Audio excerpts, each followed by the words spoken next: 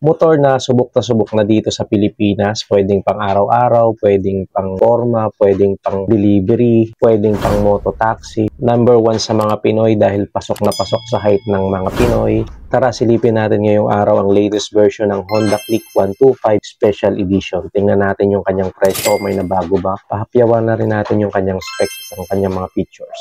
Tara!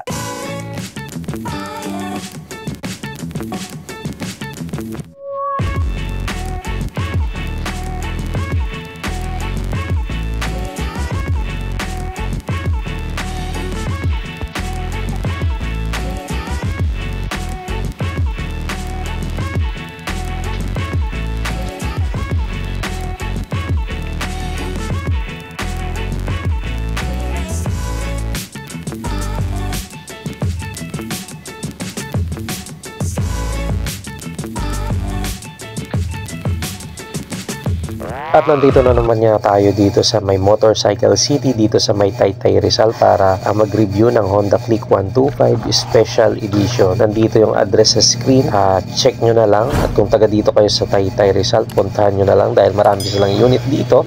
Scooter man, big bike, underbones, meron po sila lahat dito. Walk-in kayo dito kung interesado kayong kumuha dito sa Motorcycle City Taytay. Huwag na natin patagalin to, walk around na natin yung Honda Click 125 Special Edition. Ito nga pala yung kulay na Pearl Arctic White ng Click 125 Special Edition. Special Edition dahil may konting pagkakaiba kumpara sa standard variant ng Click 125. Pag Special Edition kasi, ang kulay ng kanyang mags, grab bar, ay kulay dark bronze. Walang masyadong decals. At ang nadagdag pa dito ay may naka-emblem na Click, kulay silver dito sa kanyang bandang hulihan. Kaya sobrang nagpa-premium talaga ng kanyang datingan. Ngayong taon nga ay number 1 pa rin yung Honda Click 125. Talagang pagka bumiyahe kayo, hindi pwedeng wala kang makikitang naka Honda Click 125 sa kalsada or talagang meron kang makakasabay. 125cc siya pero naka-liquid cooled, bagay na bagay pang long ride. At goods na goods din sa mga pang-deliver, mototaxi.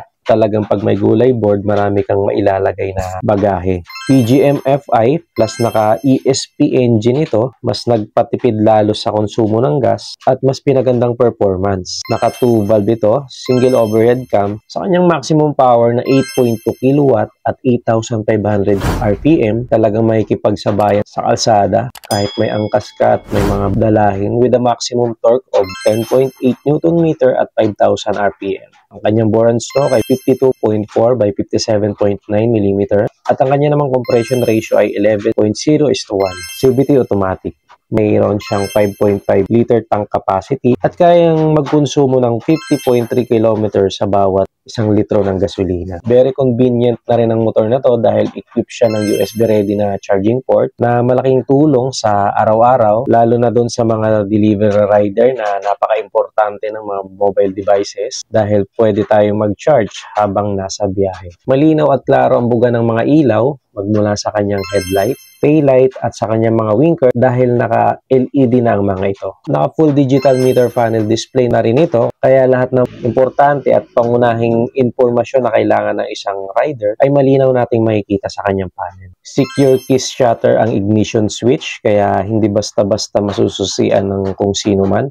Safety pa rin ang ating mga motor at katabi nito ay ang eject button kaya madali lang natin i-open yung kanyang underseat compartment. Pag sinilip naman natin yung kanyang underseat compartment na may sukat na 18 liters na pwedeng-pwede nating paglagyan ng mga gamit natin, let's say kapote or half face na helmet dahil medyo malawak na rin ang kanyang compartment. At may helmet hook na rin ito kung meron man tayong ibang bagay na ipapriority na ilalagay sa kanyang compartment. Siguradong safe na safe din yung ating mga motor kung sakali mang maipark natin to sa mga alanganing lugar, let's say matarik na lugar, dahil meron siyang park brake lock, kaya hindi basta-basta gugulong or matutumba yung ating mga motor. Sa kanya namang mga brakes, dito sa unahan ay naka-disc brake at sa likuran naman ay mechanical drum brake na equipped ng combi brake system kaya wala tayong pangamba lalo na sa mga baguhan at hindi pa masyadong marunong magtansya or magbalanse ng mga preno dahil sa pamamagitan ng combi brake system ay binabalanse nito ang ating mga preno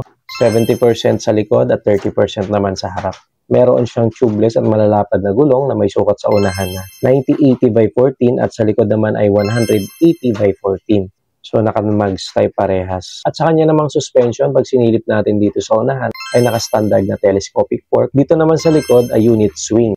Ang kanya namang mga switches dito sa kaliwa, nandyan yung high and low, turn signals at ang kanyang busina. Dito naman sa kanan ay nandyan yung electric starter. May dimension siya na saktong-sakto lang sa build ng isang Pinoy dahil meron siyang length na 1,918, meron siyang width na 679 at meron siyang height na 1,066 mm. Sakto lang din yung kanyang bigat na 112 kilograms dahil 125cc lang siya. At sa kanya namang seat height, nung sinukat natin to ay talagang Pinoy height friendly siya.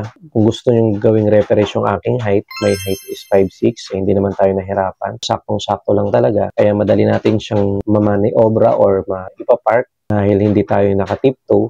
At nung sinukat din ng aking kapatid na 5'7" ang height, ay mas lalong may kakayahan siya na i-maniobra at dalhin yung gantong klaseng motor na may seat height na 769 mm. Sa kanyang ground clearance, medyo may kataasan na rin, 131 mm. Hindi ka na rin dito basta-basta sasayad sa mga humps. Sa kanya namang wheelbase na may sukat na 1,280 mm. At sa SRP naman ng motor na to, ang latest version ng Honda Click 125 Special Edition ngayong taon, ay may SRP na 84,900, hindi naman nabago. At sa standard version naman ito ay hindi rin nabago dahil may 81,900 yung kanyang SRP. So sa inyong palagay, sulit pa rin ba yung Honda Click 125 Special Edition ngayong taon? Comment nyo nga sa baba. So that's it for today's vlog. Kung umabot ka sa huling bahagi ng ating video, ay huwag mo nang kalimutang mag-like, subscribe para mas maging updated ka ba sa mga susunod nating video. So that's it for today. Thanks for watching. Bye-bye.